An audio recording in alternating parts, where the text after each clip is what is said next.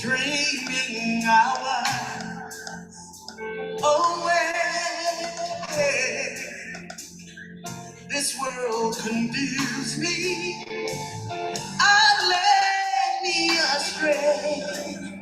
Yes, it led me astray. What could I be to please my lover? What could I do to bring peace to my heart? I was spinning around till I finally found that part of me that was always free. Now I'm here for my God to reveal what was said in the beginning. Yes, I am. I am here for my God to reveal what was said in the beginning.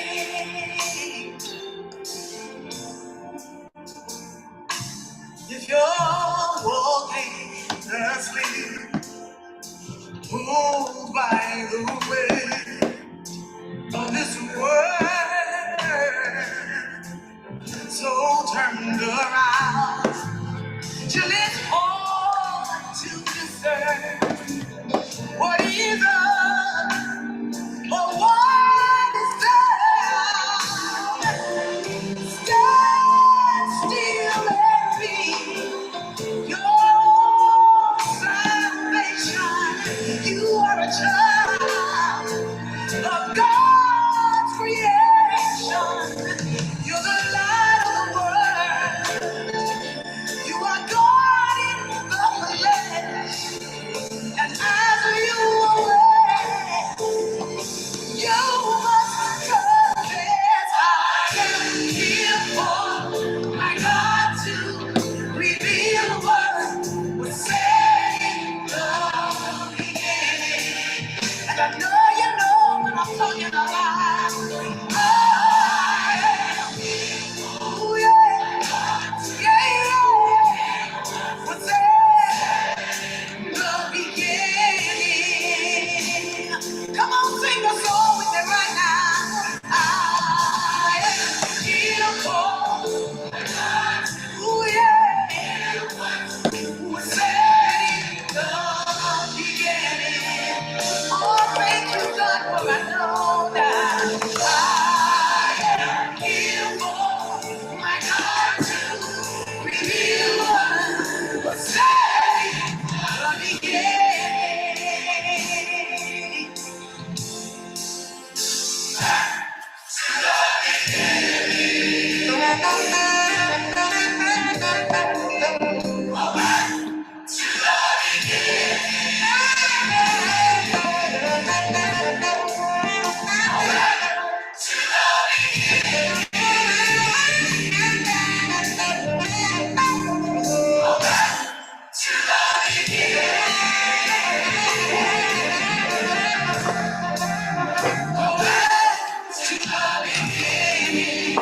When you're alone.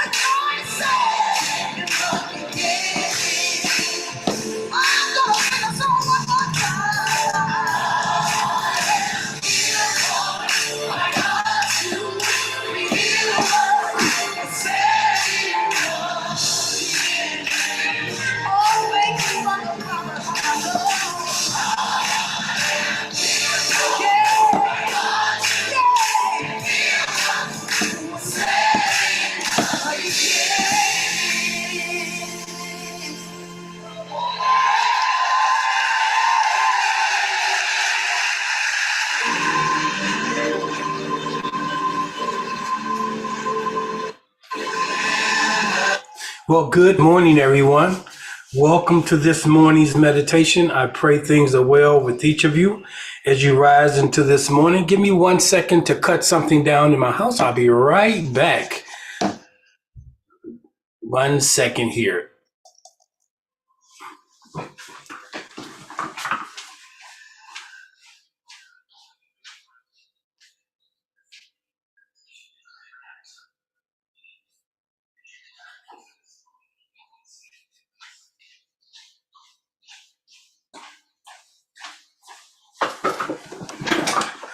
All right, my alarm was off in the other room. Good. So we're going to go ahead and get started this morning. I pray things are well with each of you. I want to, first of all, welcome you to Sunday. This is the Sunday edition of Serendipity Sunday for today's expression of African-centered ancient wisdom. I am Arsar. I'm glad you have chose to be here this morning. And I would like to get started this morning with a meditation. Earlier this week, we started inside of what is historically known as Lent or the Lenten season. And I've been posting 40 days of letting go. And today is the 5th day. So if you haven't experienced that, I'll give you the opportunity to experience it right here, right now on this morning.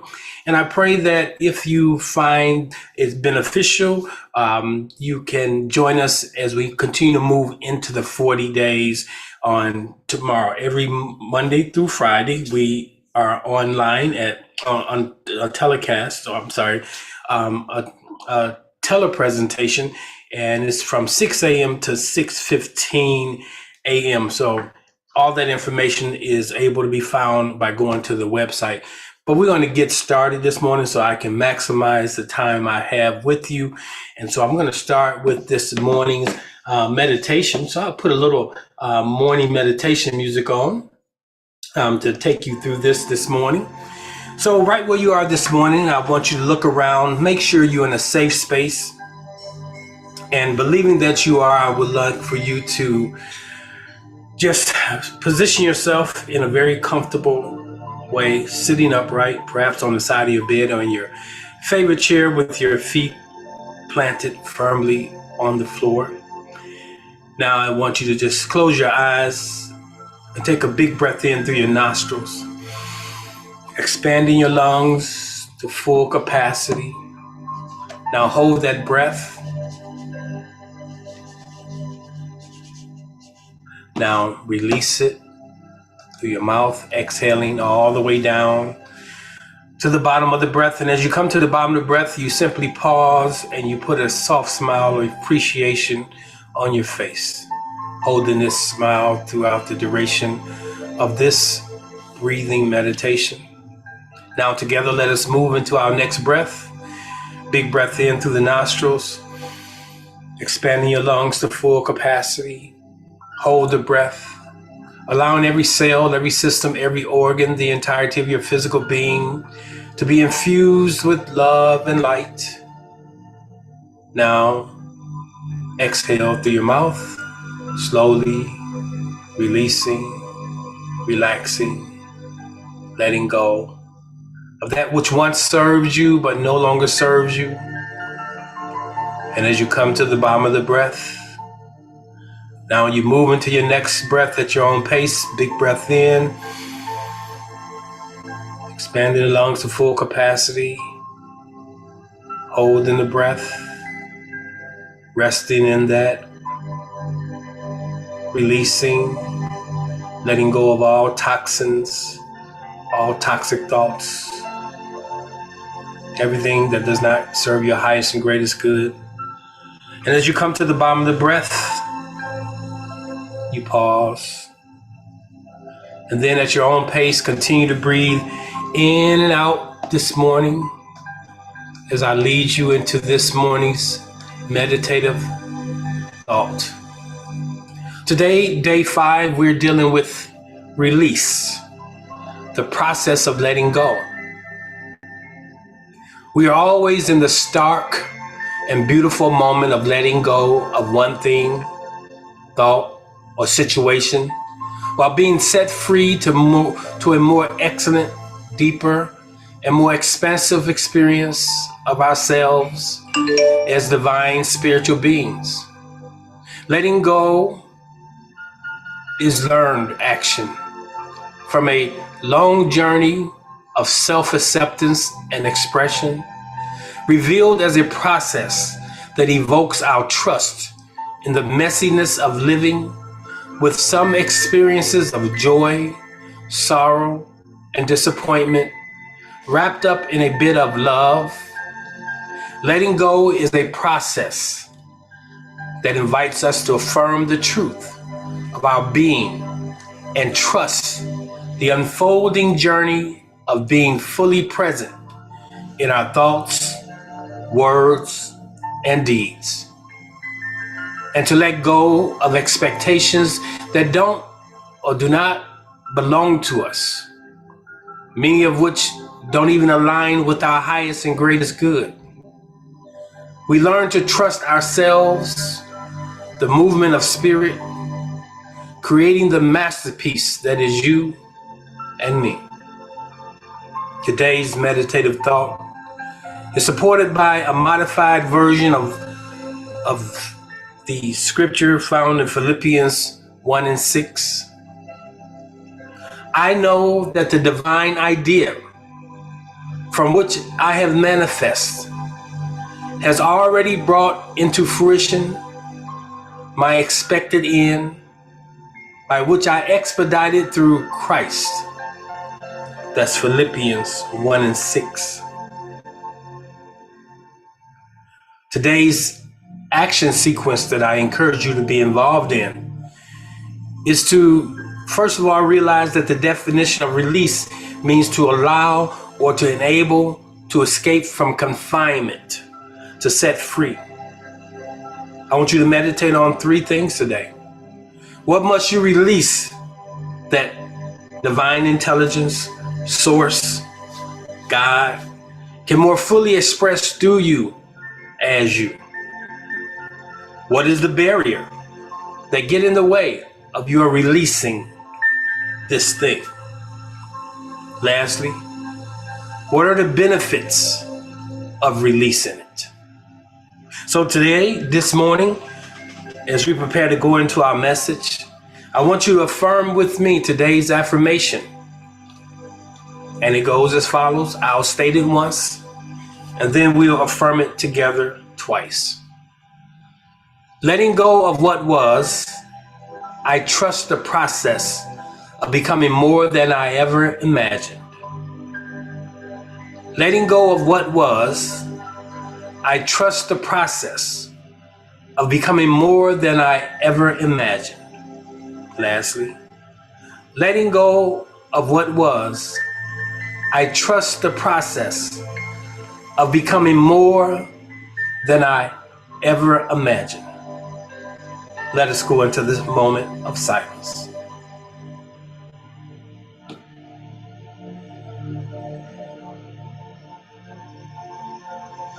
And I pray, as we move into this day, we make space for that which is called now. We affirm this morning that where we are, source is, and where we'll go, source will be there also. We affirm this morning that there is a power greater than us, a power that surrounds us, a power that creates all that we see, a power that even dwells in those who would be considered our enemy. There's a power that speaks to us, a power that resides in each of us, and we can use it. And so as we move into this day, another day that represents the opportunity to create a new possibility, we speak life over ourselves, and we stand inside of the expectation that all things are always working out to our good. Even when they don't appear to be working out, things truly are working out. We stand inside of the knowingness that we're fearfully and wonderfully made, regardless of what is manifesting in our natural sensory realm. We hold fast to that which we see in the spirit realm, that which we experience in the spirit realm. We hold fast to divine healing, divine wholeness. We hold fast to a life of more than enough. We hold fast to joy, peace, relationships. And we say this morning, and so it is. And so it is. All right. Welcome this morning to, again, another opportunity for me to engage you. Again, for those who are joining me, I am Arsar.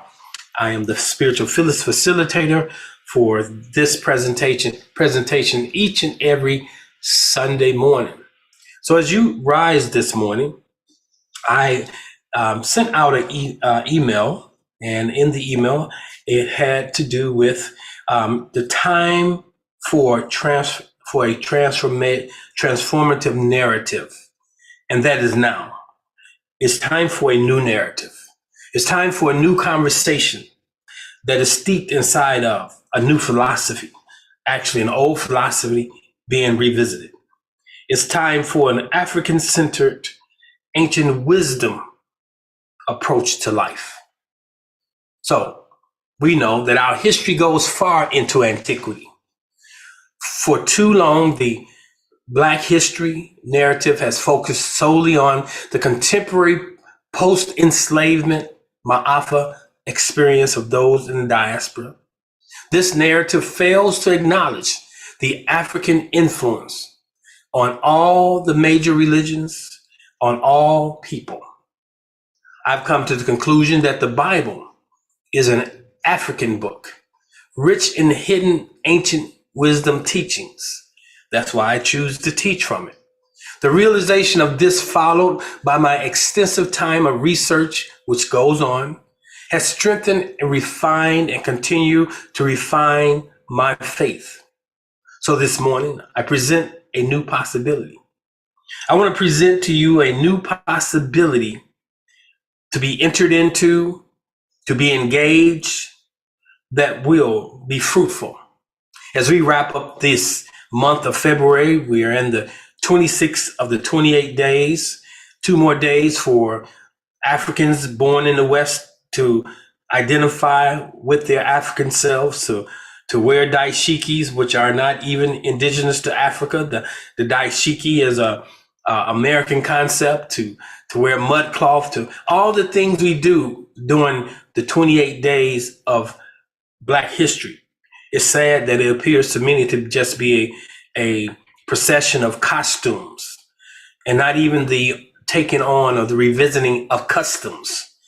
But I pray that as you move deeper into this year, that every day as you rise into the new day and as you look into the mirror, you see the expression of our ancestral past reflecting through as you in your mirror.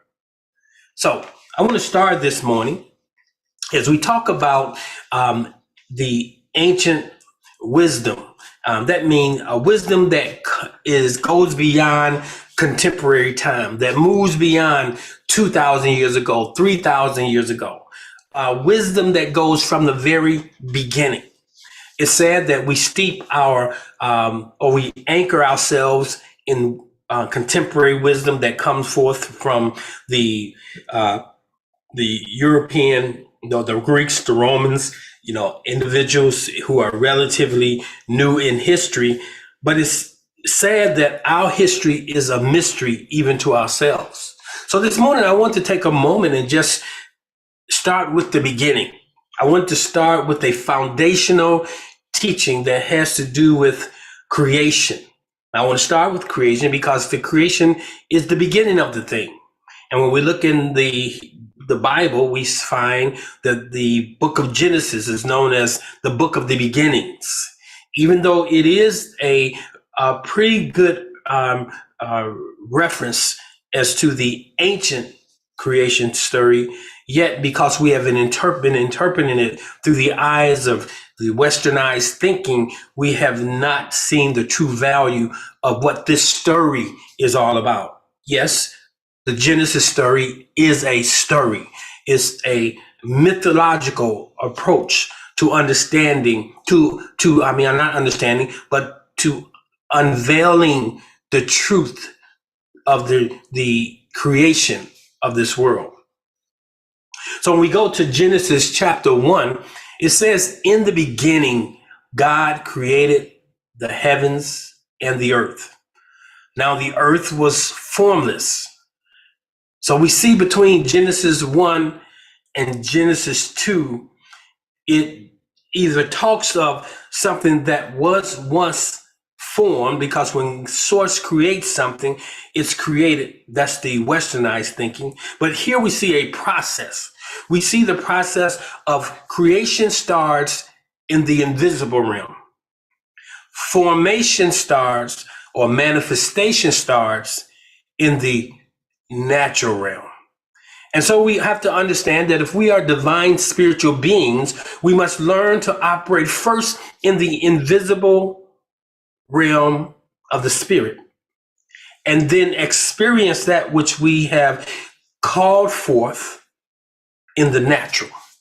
It says in Genesis 1 and 2, now the earth was formless and empty. Darkness was over the surface of the deep, and the Spirit of God was hovering over the waters. Now, this is a really interesting set of scriptures, because it really sets a foundational teaching that is fortified inside of ancient African wisdom. Even though we have this story given to us inside of what we will call the Abrahamic faith, or in the first 5 books of the Bible, that is supposedly given to us by a mythological character called Moses, who is really modeled after a actual person. And so that's something we need to unpack also. And so we see that in the beginning, God created. So it tells us something very specific, that in the beginning, before time existed, source created. And so we want to look at that this morning. And it goes on, it says in verse 3, and God said. So I just want to unpack this morning, verse 1, 2, and 3. And I want to kind of back into it by looking at where it simply says, and God said. First of all, this term God is not a term of antiquity. The Africans of antiquity, when I say antiquity, let's say 10,000 years and beyond, did not use a term God. The word God is a word that is given to us from the German language. So it's an attempt to explain an ancient concept using modernized terms. And when you use that modern term called God, certain things begin to manifest in your mind.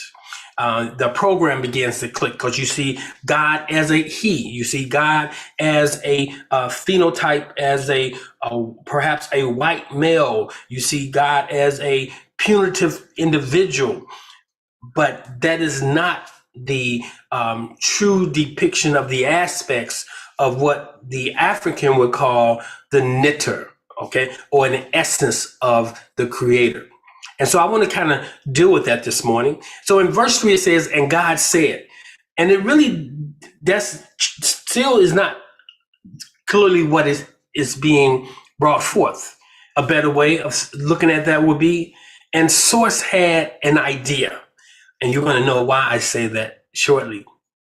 So let's look at the first, one of the first creation stories that you find, or cosmological stories, is what is known as the Memphite theology. Now, I like to give source document, primary source documents that I use, so you can fact check. So if you have the opportunity to purchase this book, the book is entitled Spirituality Before Religions. Spirituality is unseen science, and science is seen spirituality. And this book is written by Professor Kaba Hiawatha Kamene, and I highly recommend it.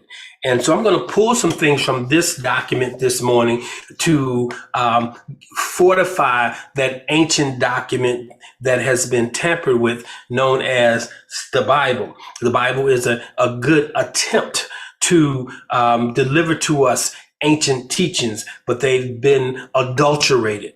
And it says, it is the word of God. For every word that proceeds out of your mouth is the word of God. It could be a high vibrational word, or it can be a low vibrational word that does not represent your highest and greatest good. For have not your own scriptures told you that you are God? So that every word that you speak, every word that you write is in essence a manifestation of God as you know it. And so this morning we want to look at that. So when we talk about this word God, first of all, the Egyptians, or not even the Egyptians, because they go beyond Kemet, it goes beyond Ethiopia. It's talking about ancient wisdom. It goes beyond the history of what the individuals identify as the high culture of Egypt. It goes beyond Kemet. It goes down through up south through the back up the Nile Valley, through Ethiopia, all those countries that places we find along the Nile, back to the Great Lakes area, where it is said where the beginning starts. And there you find what is known as a Memphite theology, only because it was at what the Greeks call Memphis, where they had this story that ultimately became our Genesis story that we have. So because we're not familiar, our story is a mystery. We continue to tell his story. And so we must take time to go back through the annals of time and find yourselves. You know, we don't go back to get back there, but we go back to go forward. And so I want to encourage you all to pick up this book. So a couple of things I want to pull out. First, before I get into the book, in the beginning, it says God. So who is this God? Who is this Netter? What is this representation that is being presented to us? Well, this particular Netter is called Ptah, P-T-A-H. Now, when you look it up, before we put the alphabets, or before we put the vowels in it, it's P-T-H. But it's interesting to me, the P-T-H, which represents this Netter, or this Netter is represented by PTH. When the Greeks took it, they took the liberty to make it a PTAH. And for a long time, and even now, many times you will say Ptah. But look at that word. If you unscramble those letters, you come up with path. So we see even with Ptah is the hidden path. This is the pathway to truth, how things unfolded. So the God, or the Netter, was known as Ptah. Ptah is an ancient African Netter of creation who had the original idea. And it's through the original idea that this world that we live in unfolded. Now, you, created in the image and the likeness of God, must understand that your world is framed first by an idea. An idea held becomes a thought held usually becomes words spoken ultimately manifest in our lives, because the word says, as one thinketh, so is he. So through conceived thought, the world was brought into being through the creative power of Ptah. Now, Ptah, when you read the Memphite theology, it goes on to tell you all the aspects of source that was responsible for creating the world. It broke it down. It broke it down to source initially presented to us as Ptah, then presents as Nun and Nunet, which is the field, the chaos, the waters, and from this waters came a mound, and then it goes on and it goes deeper. Because for the sake of time this morning, I'm not going to go all the way in on that, but I want you to know that the creation story that we have in the Bible is a rendering of the original creation story that they got from the Shabaka stone, or from what we call the Memphite, the priest at Memphis, the Memphite theology. Now, there's some interesting things about this nectar, one of the first nectars, according to the Memphite theology. He bears, or it bears, many epithets that describe its role in ancient Egypt or ancient wisdom, spiritual systems. Ptah was the begetter of the first beginnings. Ptah was the Lord of truth, or the law of truth. Ptah was the law of eternity. Ptah was the master of ceremonies. Ptah was the master of justice. Ptah was the God or the nectar who made himself to be. Ptah was the double being. Ptah was the beautiful face. Ptah was the double being as the invisible being made visible in the expression as you and I. So it is really important. I say this to you this morning because I am not a traditional minister in that, okay, I had my origination or beginnings inside of the Baptist faith. I ultimately went through the holiness experience. I went ultimately through and spent most of my time parked inside of what's known as the Word of Faith. Those ministries that really get into the study of the Greek, the Hebrew, and know the power of the spoken word. And then for the last 10 years, I've been dibbling and dabbling in more of what is called New Thought. I didn't really align myself with religious science, or neither did I align myself with the what is known as unity, or did I align myself with the divine science. Those are the three primary what I would call manifestations of New Thought in those three different denominations of New Thought, but they're all under the umbrella of New Thought.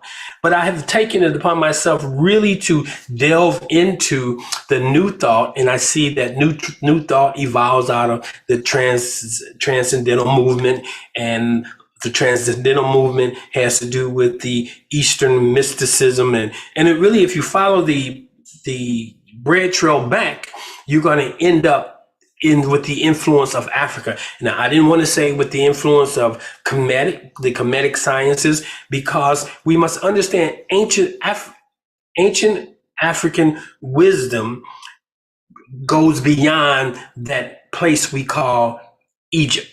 It goes deeper into the interior of Africa, which we have yet to unpack all the truths. When we talk about Kemetic thought, we are really still dealing with a heavy influence of Eurocentric thought, the heavy influence of the Greeks and the Romans. Even though individuals say that they know how to read the Metanetter, they probably got their beginnings in some school of thought from Egyptology. So I'm not here to pull that rug out from under anybody this morning, but we are evolving.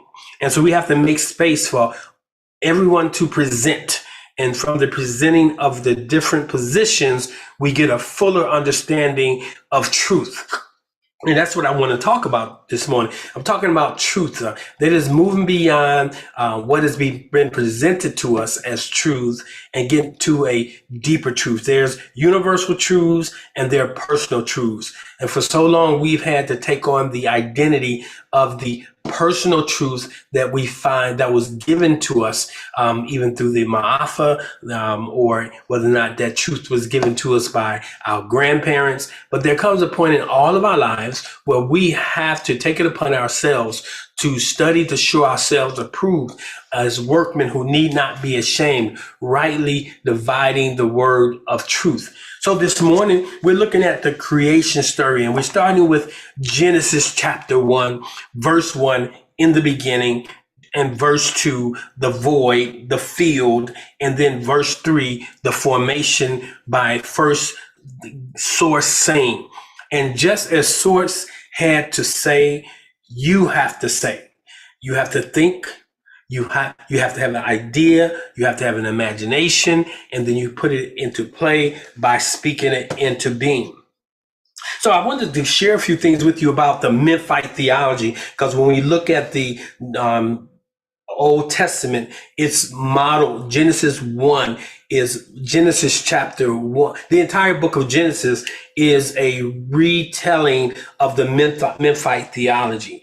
But specifically, Genesis chapter 1, verses 1, 2, and 3 is what they've done is taken all of the Memphite theology and dropped it inside of there.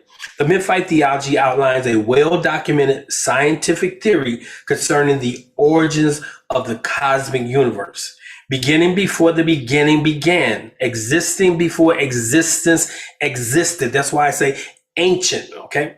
Before the existence existed and coming into being at the first moment because of the neter ptah, converted energy that was at rest in the waters of the neter nun, or nun and nunet. That's the divine masculine and the divine feminine, okay, into energy in motion. Science calls this moment of energy conversion the Big Bang Theory. So I do believe in the Big Bang Theory, okay? But not from the westernized scientific approach, but because our ancient wisdom teachings tell us that, based on what I just shared. For here, we find over billions and billions of years, this single black dot, the black hole, threw off superclusters, clusters of galaxies, star systems, planets, moons, and all the other celestial bodies like meteors, asteroids, etc. This ancient scientific text, that is the Memphite theology found in the Shabbat stone, is a text that outlines a viable working theory concerning the origin of the cosmic universe and the development of human brain and emergence of the subsequent, he says, goes on, the subsequent African philosophies, scientific, spiritual body of knowledge. The enduring legacy of the Memphite theology is the eternal process of becoming, and is presented by African scholars. This wisdom, like the cosmos, is a forever evolving process, becoming what they call Kepra. They call the process Kepra, that's symbolized that I don't have that necklace that you see me wearing all the time, just as my ring. It represents, you see there's a beetle there. That's a dung beetle. Okay, and it represents, I'm turning it around here so you can see it. It represents transformation. So I wear that all the time. This is the ring I wear. This is the work I do. I work with people. In my own personal life, is all about evolving, transform. Something that transformed does not look the same as in its original state. So the Kepra. So one of the things, another thing you need to know, there's a term called Tep-Hesse, Tephese. It means an accurate reckoning of the first, okay, thought. Okay, so it's an accurate reckoning, and that's what we need to get to. Tep-Hesse, that is an accurate rendering of the past, not stopping at contemporary time, but going back into ancient times. So when we look at this Memphite theology, the Memphite theology was the first and original self-created Trinity. We find you have the water that is spoken about, that is the nun. It's the water, which is also matter. Then you have Ptah, which represents energy, animating a cosmic spirit. Then you have Atum. So that's the first Trinity. You have the first energy. Then you have the energy acted on the matter, and then you have the matter formed by the word. Because Adam means a creative intelligence, which was, when we look at in the scriptures, Adam was called to speak. And so we're talking about letting this morning. Today is the day of releasing. We're in 40 days of releasing. So what better way to start than looking at the creation story as a model? So first of all, before you release something, you have to act on it. and you have to reflect upon it, and you have to determine if the thing that I'm going to release is that which I need to let go of, because some things we want to or we desire to release, maybe it's not time to release it. Maybe it's time for you to acknowledge it and work in it and work through it and work with it. So often when I'm in conversations with people who are doing the transformative work, they don't leave space for now. They're always trying to get to next. They're always trying to get rid of or to bring into being, versus the reality of knowing that anything that is going to come forth is already in existence. And just as though you can't make the hair on your head grow by giving a lot of thought to it, or you can cultivate it. Maybe you can keep your hair washed. You can not worry as much. That's cultivating it. But it comes forth in its due season. And we have to make space for due season to manifest in the natural realm. The moment you have an idea, that idea has taken form in the unseen realm. And we have to understand that we live in two realms. We live in the spiritual world and the natural world. For those who have not been born again, or come into the realization of where they come from and whose they are, and the born again process is, I'm not talking about that church process, that metaphor, which really helps you understand it's a physical way of reconnecting back to a spiritual idea. Until you have the realization that you and Source are one, until you take on what is known as the mind of Christ, you're operating solely as a soulish creature. You're operating inside of your sensory realm. You're operating according to the five senses. You're operating according to reason. And as long as you are held captive to reason and the realm of the senses, you can never bring into manifestation the things that you truly desire. You have to learn to live in both worlds. You occupy the realm in which you live, or the space in which you are living, but you should over-identify with being a spiritual being. So you should know that you are a divine spiritual being having a human expression. What does that mean? That each one of us is a spark of Source. Some will say God. Each one of us represents a piece of this divine energy manifested in this realm. And so we show up different from one another. Though we may be from the same family group, so though we may come from the same womb, yet we are all variations. And each variation is a out picturing of an aspect of Source. Neither one of us is all of that in the bag of chips. But when we look at mankind in its entirety, we see a snapshot of the vastness of God. Now, we have to understand that man is, all of us are an aspect of God.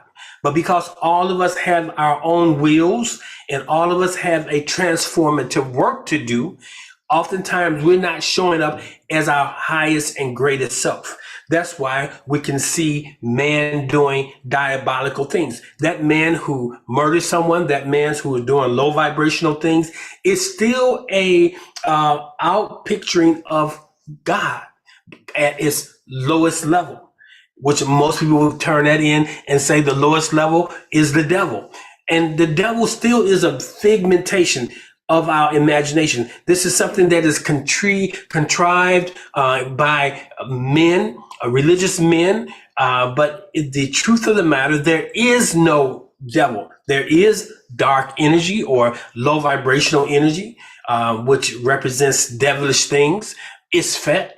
But for the most part, of the other end of that continuum, there's light, which is known as the greatest manifestation, the highest manifestation of Source, that which represents Ma'at. So when we look at the Memphite theology, it gives us the ancient concept to hold on to of creation.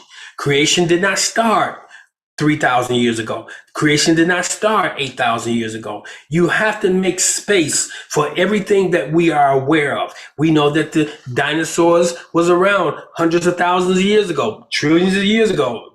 So, not billions of years ago. So if the dinosaurs was here, if the created thing was here, then the creator had to be here. Now, a lot of things have happened in that long period of time, and we don't know all that has happened.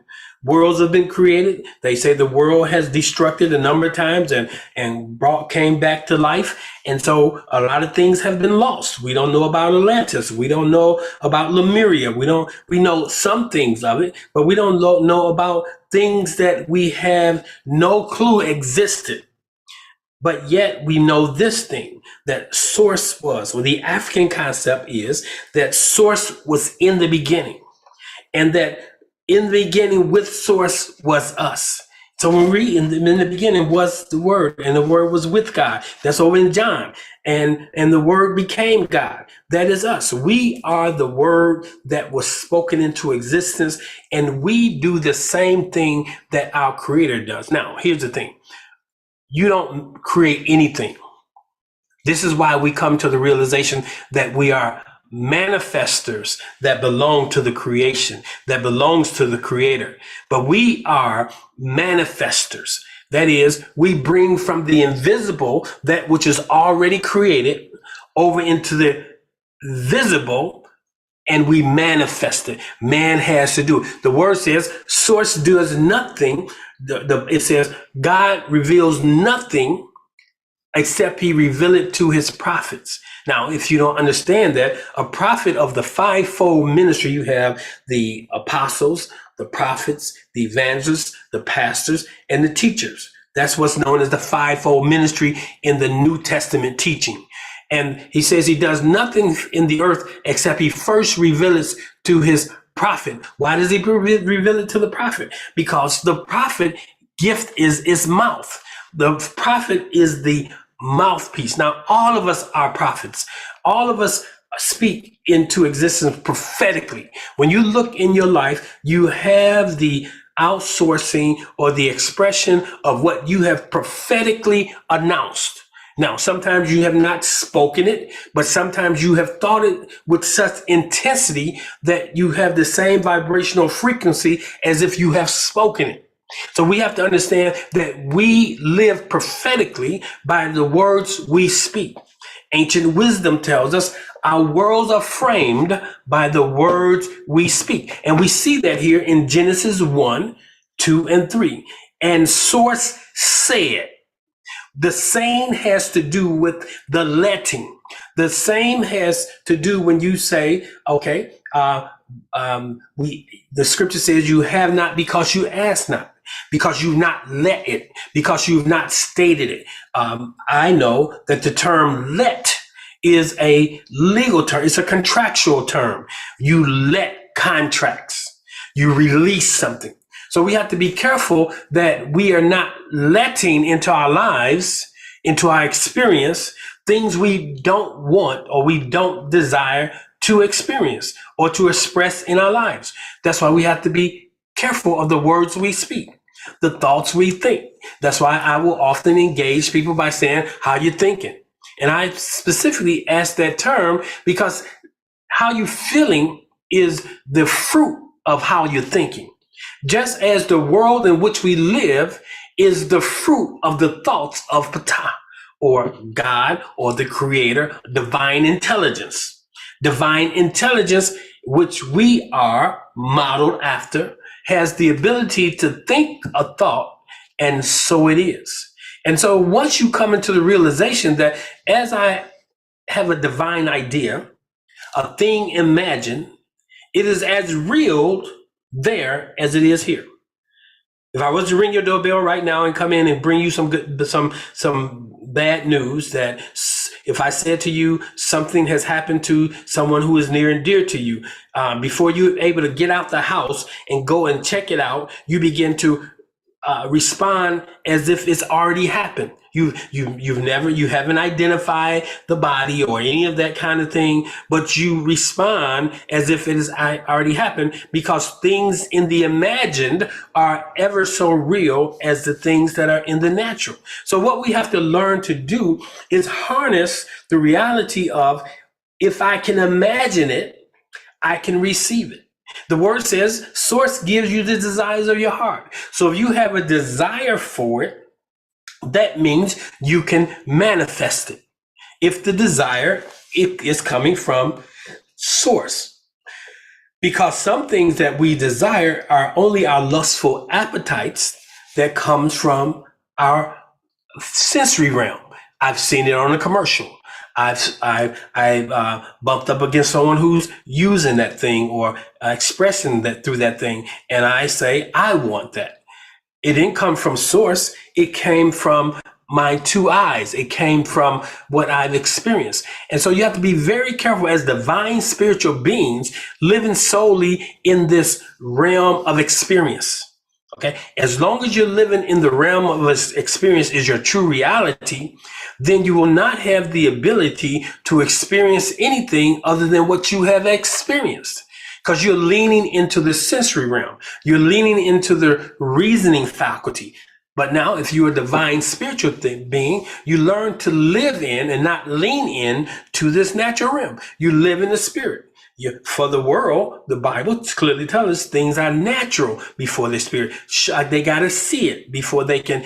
That's why we have metaphors. That's why we have stories. These are natural things we can teach higher level principles through. And once you grasp that, then you can grasp the invisible. Then you come to the point where you no longer have to live inside of fairy tales. You don't have to live inside of metaphors. You never longer have to live inside of stories, which sometimes stories are lies. But you learn to live under this, that man should live not by bread alone, the physical substance, but man should live by every word that proceeds out of the mouth. Now, the metaphor is that source has a mouth. The metaphor is that Ptah took on the form of an individual, and it has a mouth. But the reality is, God has no mouth. God has no hands. But if God was to show up in this realm, God would be formed with a mouth and hands such as man. But God is a spirit, and those who worship it must worship it in spirit and truth. Now, here's what we need to know, that the mouth of God is not a lip, or is neither is it teeth, but it's a vibrational frequency. It's a energy. And so we have to learn that we are energy beings. We are light beings, that we have the ability to vibrate at high frequency, low frequencies. We have to learn that we are not just physical beings. This form that we see is the lowest vibration of who you are. It allows you to slow down, that we can see you in the natural realm. But the essence of who you are is that energy source that will always be in existence. Even when you take off this earth suit, the energy source that represents you will always be in existence, and it'll go back to oneness of being. Now, here's something I want you to know this morning. Part of mastering this thing called life is going into meditation frequently. And why do you go into meditation? You go into meditation to realign. Meditation is not going into the silence to ask God for something, but meditation is going into the silence to be God. That is, that you decrease the physical essence of who you are. You decrease that which is in you. The word tells us, greater is it that is in you than the it that's in the world. The it that's in the world is your physical body. But there's something inside of this physical body that's greater than the physical body. And once you decrease and allow the I, or the energy in you, to increase, and they become there's a oneness of being, then you can do some wonderful things. So I'm sharing with you a basic ancient truth, that in the beginning, source created. And how did source create? First, from an idea that became a thought or a thing imagined. And the thing imagined was held with such frequency. And then the thing imagined was spoken And you have to do the same thing. You must hold a divine idea. And are you holding a divine idea, or are you holding an imperfect idea? Are you mulling over the imperfectness of how you're showing up? Maybe with a blemish, maybe with a diagnosis, maybe with a prognosis. Are you holding that as who you are? Or are you coming to the realization that this is a lowest a vibrational frequency that can be changed? If you are sick, you can be well. If you broke, busted, and disgusted, you can move from being broke and busted to the land of more than enough. You can move to the place of plenty. You have to understand that there is no lack in the universe. There's more than enough. You have to understand that you don't have to compete with anyone. Once you understand who you are, once you understand your alignment with your divine design, it says, heretofore you ask nothing, but now you can ask because you are aligned with. The word says you have not because you ask not. And that is not because many of you have asked, you petition God for things. But source says when he put you in the earth, he created you male and female. He gave you dominion over this world we live, this sensory world. And so having dominion, the first thing he did, according to this story, the first thing that Source did was brought the animals to them that they may name them. So they began to have an exercise. So your exercise today is to begin to name things, to begin to begin to speak into your own life the things you want to come to life.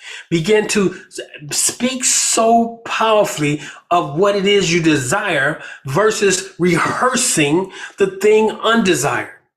Hearse always are found in the funeral or the funerary procession. So what are you rehearsing? What are you stating that is actually killing you? So you have to be conscious of what you're thinking. You know, a lot of times we wait to hear it, but you got to sometimes take a trip through the recess of your minds, you know, and see what you're thinking, see what thoughts are lingering there, see what ideas are there. You may get a witty idea, witty invention just from being in meditative thought. So this morning, I wanted to introduce to you the Genesis story.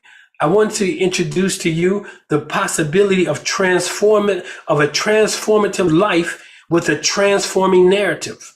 We must be willing during Black History Month to move beyond the rehearsing of contemporary history, to really step back into the past. The word says, honor your mother and your father, that your days, another word for mothers and fathers, your ancestors, that your days may be long. We stand on the shoulders of our ancestors. We have a strong ancestral past. Take it back to the beginning.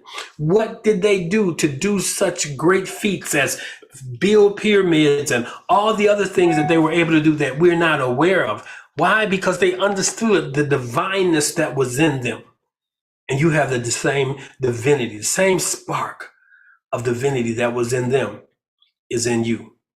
So we need to move towards a more African-centered ancient wisdom. We have to move away from Greek wisdom. That's good for the Greeks. Stay with it if you want to. The Roman wisdom, the all these wisdom thoughts that don't even acknowledge you as a being. Hinduism, all of that. You know, all of that, when you really know the history of it, and I'm not one just to say that everything has its origin, everything good comes from Africa. In the truth of it, everything that is in existence had its existence first in Africa. The variations of who we see as what we call the races. There's only one race, that's the human race. And the first human was Hugh. We find it right there in the Bible. The human, man of color. And that's not to say that people of color are better than the non-melanated, the melanated, the deeper hued melanated are better than the lighter hued melanated. No, we're still missing it because there's only one God, one source, one divine intelligence. There's one mind that is manifested through many ways. I have the mind of Christ. You have the mind of Christ, but it has to displace your own mind.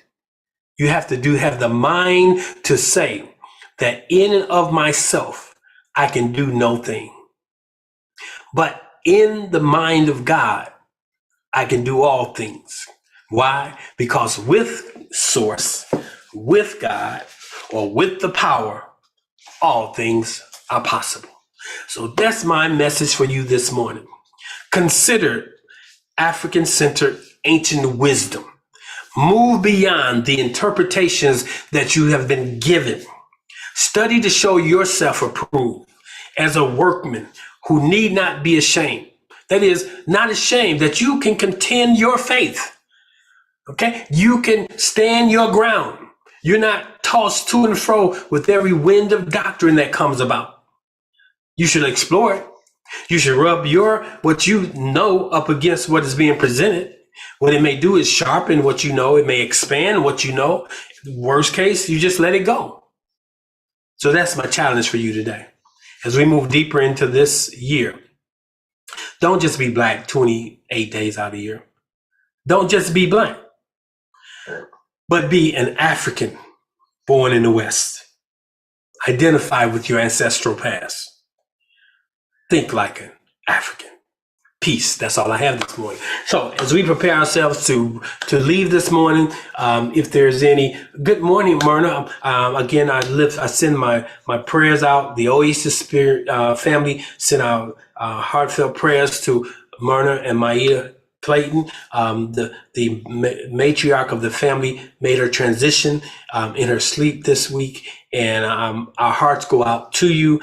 I don't know, but I imagine it's a difficult thing, particularly how close I know you and your daughter were to your mom. But know this, that only her shell has left. Her physical presence is with you all.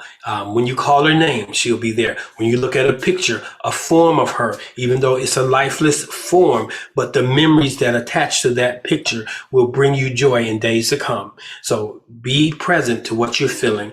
And I'm speaking that to Myrna. I see her there on the YouTube side of the house. Good to see you, Cheryl, those of you who are over there. So I hope something has been said this morning that's uplifting and encouraging. And before I wrap up this morning, I always like to look over in the Zoom room and see if there's any questions.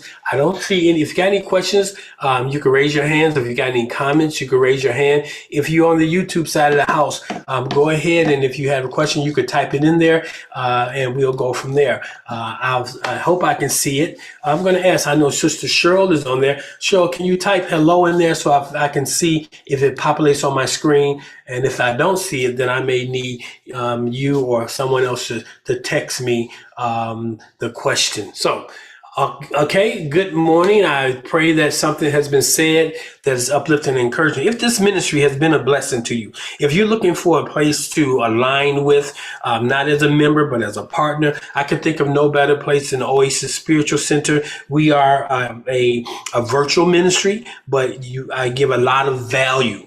A lot of times you'll find I give more value than if you were actually at a boots on the ground ministry. Okay, good, Cheryl. I see that. So I know I'm not missing any comments. So if you desire to be part of what we do, you can go to the website, which is oasisspiritualcenter.com.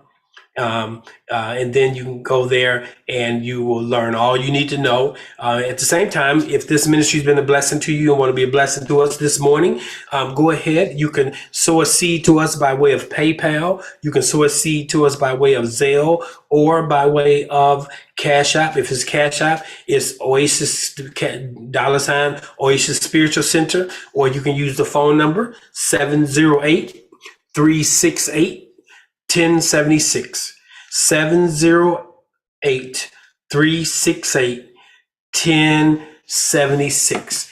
And we will steward that which you send this way to do the things that we need to do to expand this ministry.